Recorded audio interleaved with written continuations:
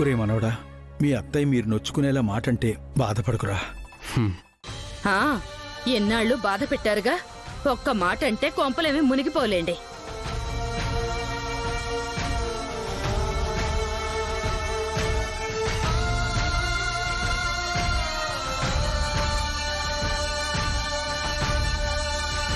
వదినా,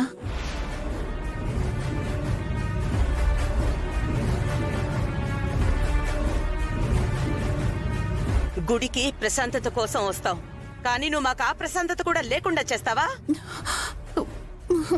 పక్కకి తప్పుకో, పక్కకి తప్పుకో, పక్కకి తప్పుకో, పక్కకి తప్పుకో.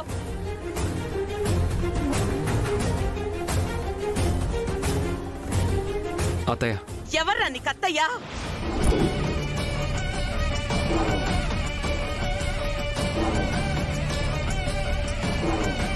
దూరం పెరిగినంత మాత్రాన బంధం మారుతుందా పద్మాక్షి?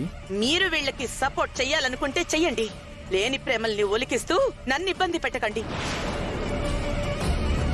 అత్తయ్య, నువ్వెన్ని మాటలైనాను నేను పడతాను, కానీ దానికన్నా ముందు నన్నొక్క నిమిషం మాట్లాడి నువ్వు.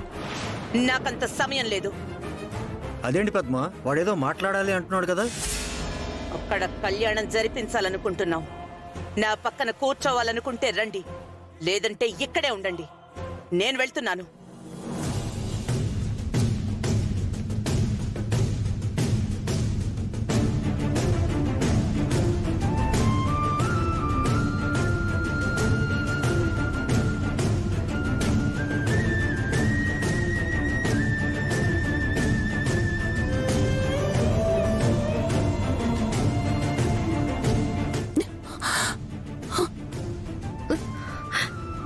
నా కొడుకుతో పాటు నేను కూడా పోయినా బాగుండేది.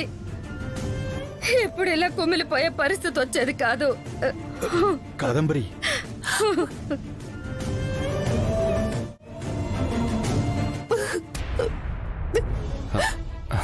అమ్మా నువ్వేం బాధపడకమ్మా, నేనున్నాను కదా.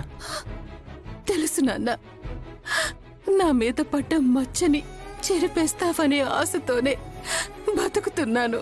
ఏంటమ్మా మాటలు? అమ్మ బాధలో అర్థం ఉంది తాతయ్య. మీరన్నట్టుగా సహస్రని మన ఇంటి కోడల్ని చేస్తే సమస్యలన్నీ పోతాయి.